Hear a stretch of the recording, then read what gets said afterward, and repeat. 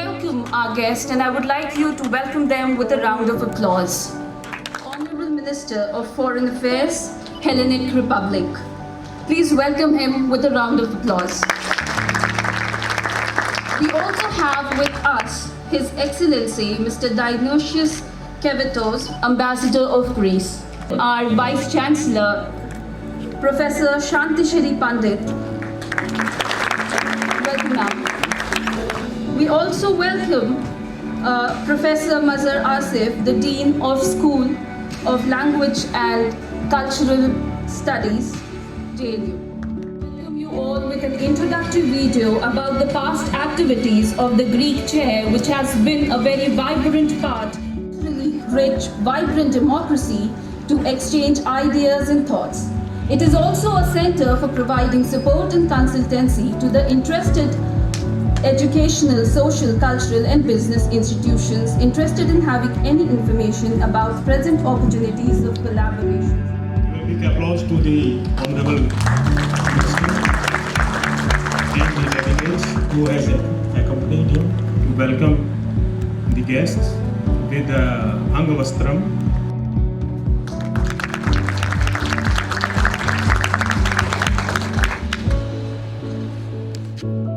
Applause for our guests, please.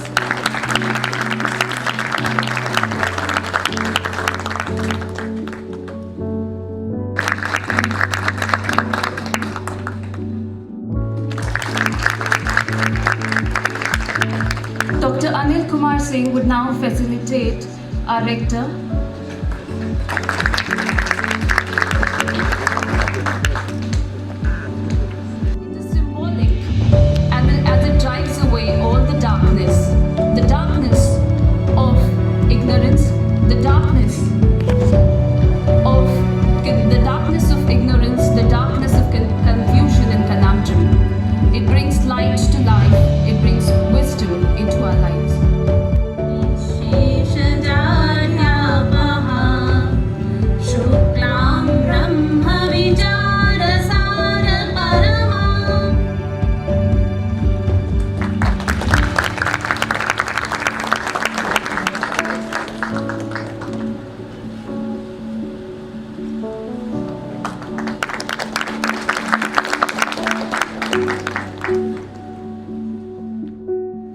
Sanskriti and in our sanskar, guests are considered to be God. So on behalf of entire JNU family from School of Language, Literature and Cultural Studies, I offer pranam to you, sir. I welcome you to this garden of Gyan, to this garden of Pragya and scholarship, where we are upholding the tradition of wisdom and reasoning of great universities like Nalanda and Takshashila. Sir, His Excellencies, Ma'am, the School of Language, Literature and Cultural Studies, one of the top most language schools in the world, imparts knowledge and expertise in more than 20 foreign languages, including the Greek, and 5 Indian languages. We are very hopeful that with your active participation, we will be in a position to have full-fledged center for Greek language and culture study here in JNU. Sir, we love you, we respect you, we love your country, we love your nation, we love your philosophy, we love your thought, we love your medicinal system. That's why we have in Unani system of medicine in India. Our faces are blooms and trees and flowers of our beautiful campus are dancing, and buildings and the walls of our beautiful campus are shining in the joy of your arrival. Sir, तुम आ गए तो चमकने लगी हैं दीवारें. Our walls are shining.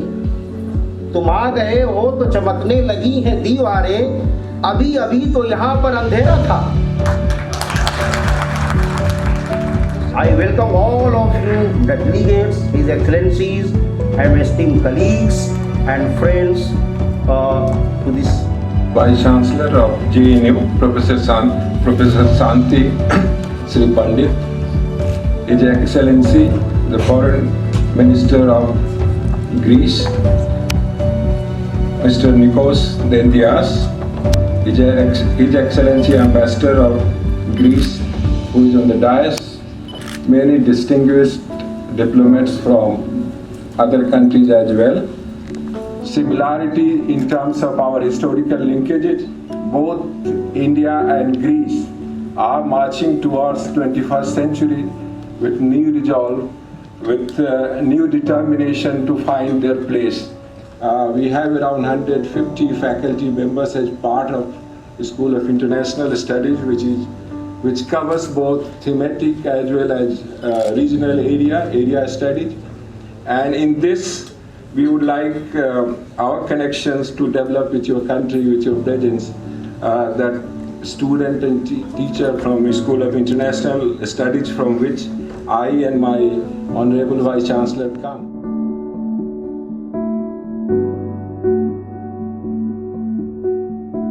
Thank you for coming to this campus again.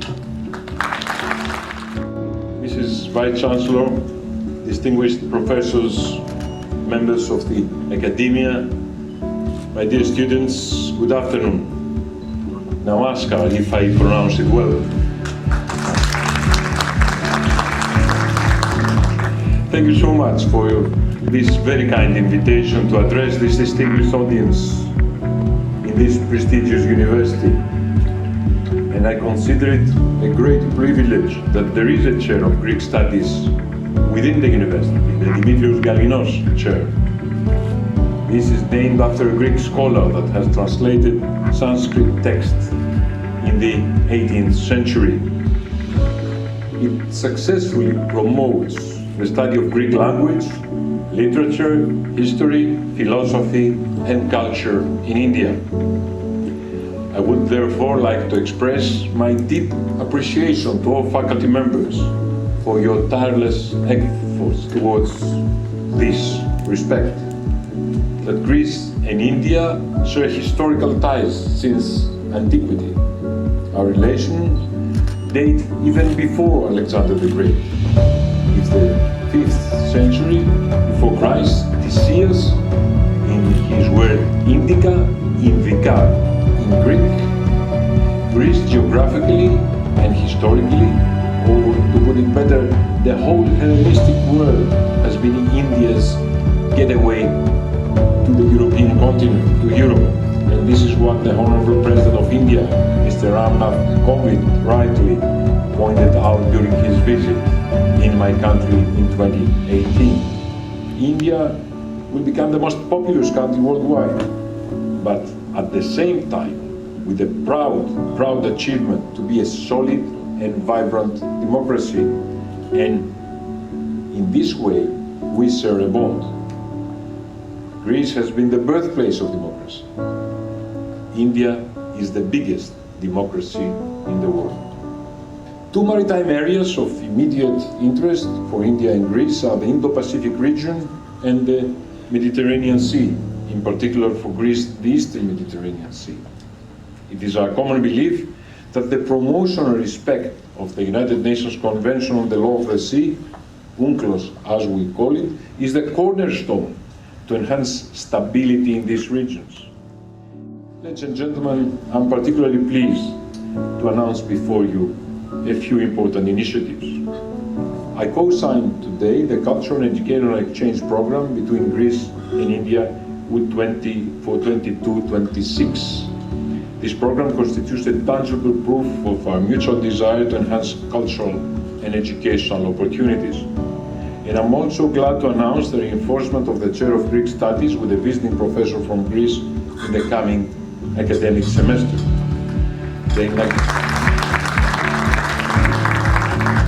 The inauguration of cooperation between the Greek Institute of Byzantine and Post-Byzantine Studies and the Greek Chair of JNU is another significant step, and we welcome the organization of an international conference of Greece and India at the JNU at the second semester of 2022 by these two respected institutions.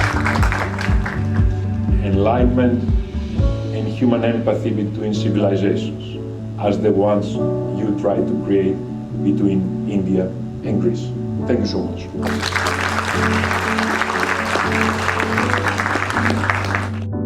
I think everyone in the audience would be grateful and would go back with a lot of information today. So please, a round of applause for our guest.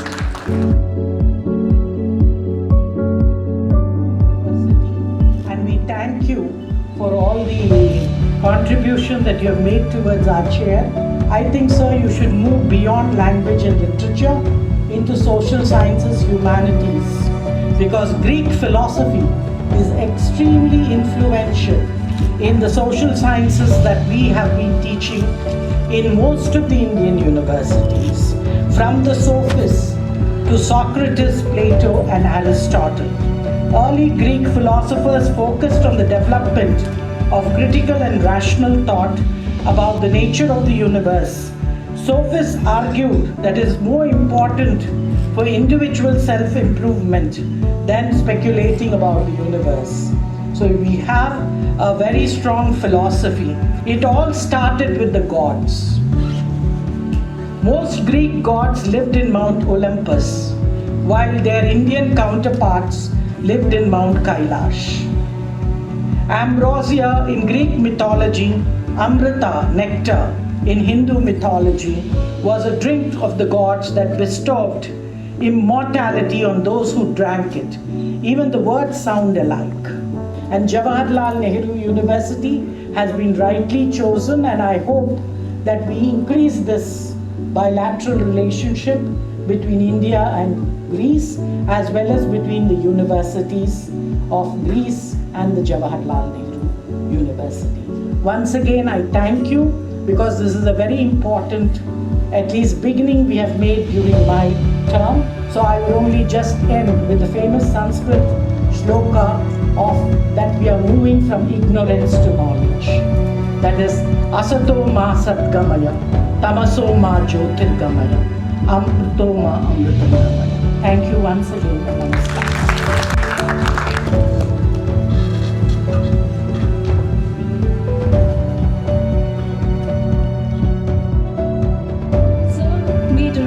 His Excellency made a remark. He said that Greek has been India's gateway to Europe. I would like to take this moment to say that Greece has always been India's gateway to philosophy too. Our relation, the Indo-Greek relationship, as ma'am said, starts with the sophists and the Socrates. So thank you, ma'am. Thank you, His Excellency. I have also worked with the Indian Council for Cultural Relations in the past. So I want to actually take away something from your speech and ask you. You spoke about a free and open Indo-Pacific in your speech. So why are we not seeing a doctrinal change in the European policy towards Indo-Pacific?